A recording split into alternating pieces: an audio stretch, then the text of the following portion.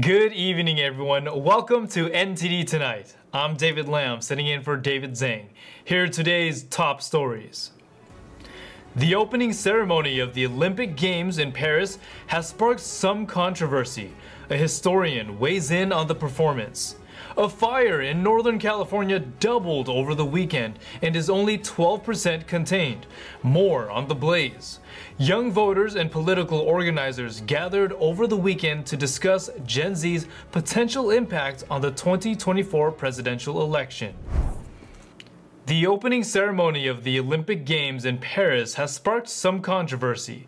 Segments of the show featured drag queen performances mocking Christianity. This drew criticism from Christian groups and the Catholic Church. Organizers of the opening ceremony apologized yesterday. NTD's international correspondent David Vivez spoke to a historian who says the ceremony desecrates French history. Despite featuring stunning moments and beautiful scenes, the game's opening ceremony on Friday segments sparked outrage among some viewers. One of them resembled the biblical scene of Jesus Christ and his apostle sharing a last meal before crucifixion, and featured drag queens, a transgender model, and a naked singer made up as a Greek god of wine, Dionysus. For French historian Marion Sigaud, this was a desecration of France's history. They tried to make people believe that France was that, and I think that the French will feel violated. It's a violation of our history, of our integrity, of our feelings, of our most elementary feelings, which are humanity, which are the search for beauty and goodness. The scene has notably been censored and not broadcasted in Morocco and Algeria. In the US, NBC Channel broadcasted commercials and images of the US Olympic teams instead of the scene. It also drew dismay among the Catholic Church and the religious right in America. Donald Trump Jr., Elon Musk, and House Speaker Mike Johnson voiced to have spoken out about the scene. Paris 2024 organizers apologized on Sunday to Catholics and other Christian groups in a press conference. And clearly there was never an intention to show disrespect to any religious group. If people have taken any offense, we are of course really sorry. It was just a message supporting the French Republican values. In France, we're allowed to love who we want, how we want. France, while proud of its rich Catholic heritage, also has a long tradition of secularism and anti-clericalism. Another scene in the opening ceremony involved a beheaded Queen Marie Antoinette singing revolutionary songs in the place she was executed. Sigaud says this also added to the consternation. We act as if France had never been Christian, as if France had been liberated from Christianity. Christianity was martyred in France.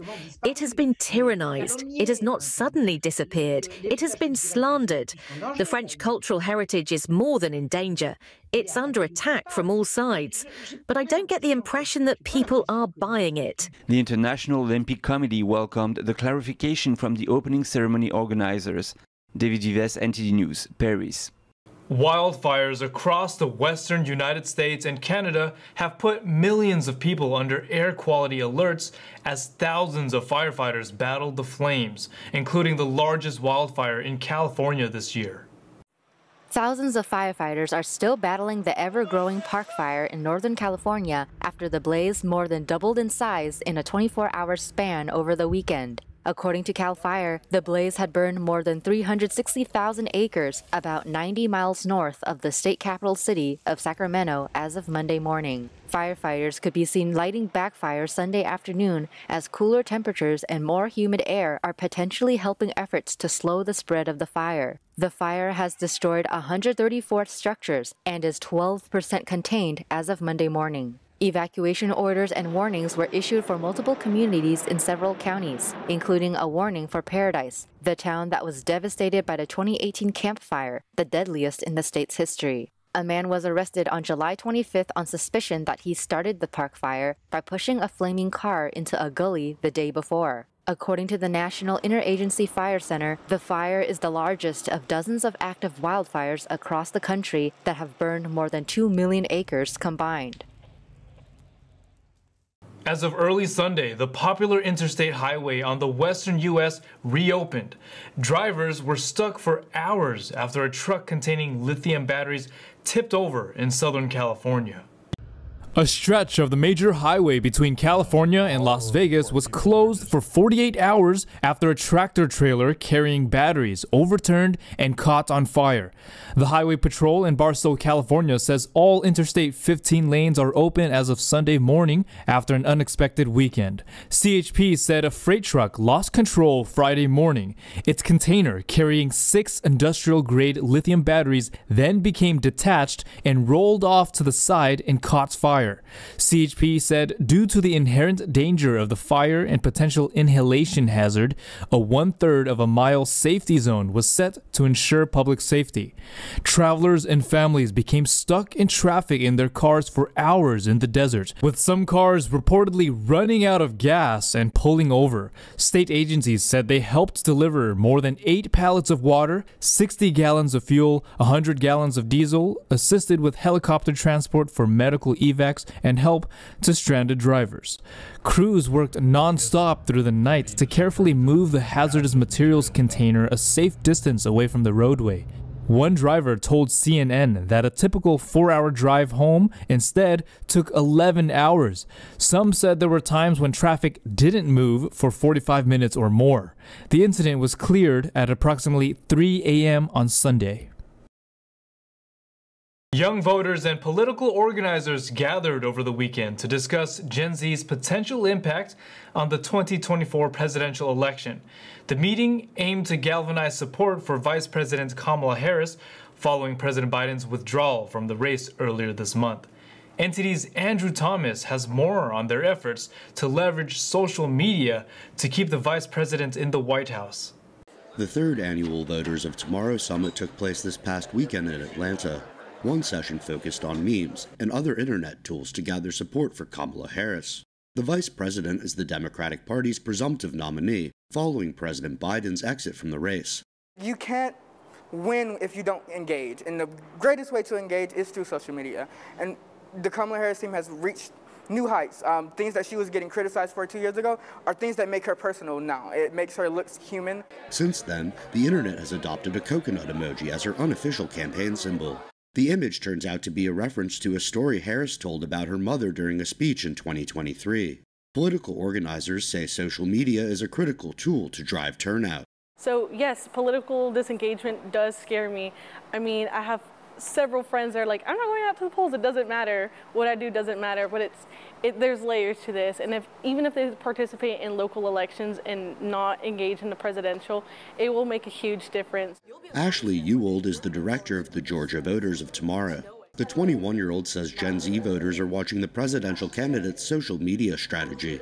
Young people are amplified, using TikTok, memeing it up, the coconut memes and all that. Like, it's harnessing that power, and Gen Z have waken up. The sleeping giant has woken up, and it has caused Gen Z to regain that hope and ignite it to actually want to turn out. Jaden Williams is the Student and City Planning Commissioner at Clark Atlanta University. Also 21, he believes Harris supporters have to catch up to the Trump campaign. I think right now, Trump is in the lead when it comes down to social media, because one thing he has not stopped doing, he has not stopped tweeting, he has not stopped posting, sending out press releases, whether it's him or his team. He's leading in the social media stats because he's always on the platform. Andrew Thomas, NTD News. Fears of a broader regional war in the Middle East are growing after a terrorist attack over the weekend. The White House condemned the Hezbollah terror attack in a statement, calling it horrific. Meanwhile, Israel has ordered more evacuations in central Gaza ahead of planned operations and strikes. NTD's Jeremy Sandberg has the latest on the conflicts in the Middle East. Israel's army ordered evacuations in central Gaza yesterday for planned operations against Hamas terrorists. Find a solution for us. Enough. Where do we go? They destroyed our homes. The IDF told civilians from 2 cities to go to a designated southwestern humanitarian zone. The military says Israeli troops were fighting groups of terrorists around Han Yunis on Sunday. Meanwhile, Israel's defense minister Yoav Gallant vowed to hit back hard against Lebanese terror group Hezbollah. This after a rocket attack in the Israel-controlled Golan Heights hit a soccer field, leaving at least 12 people, mostly children, dead. Israel's foreign minister said in a TV interview on Saturday, the moment of all-out war against Hezbollah is approaching. Secretary of State Antony Blinken condemned Hezbollah when speaking in Japan. The top diplomat is in Tokyo on a 6-country tour of Asia. There is no justification for terrorism, period. And every indication is that indeed the rockets were the rocket was from Hezbollah. We stand by Israel's right to defend its citizens from terrorist attacks.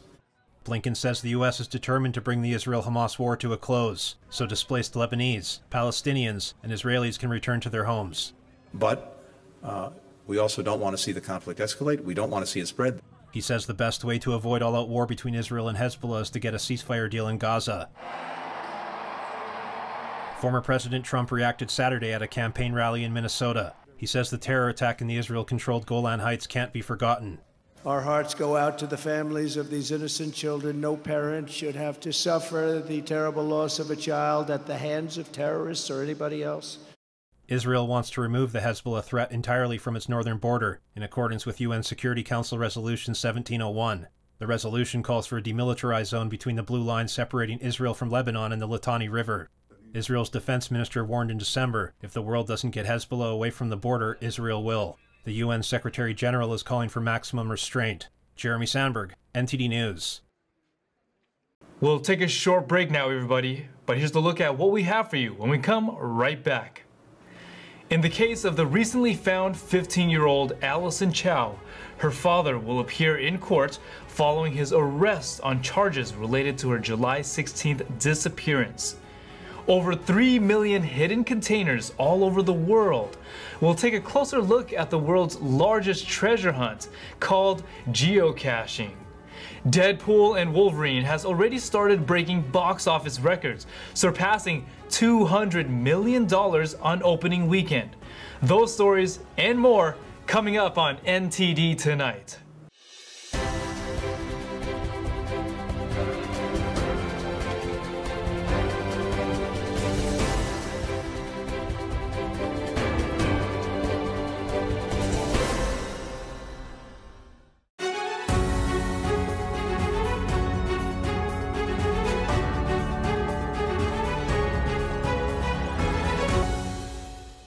Welcome back to NTD Tonight, everyone. I'm your host, David Lamb.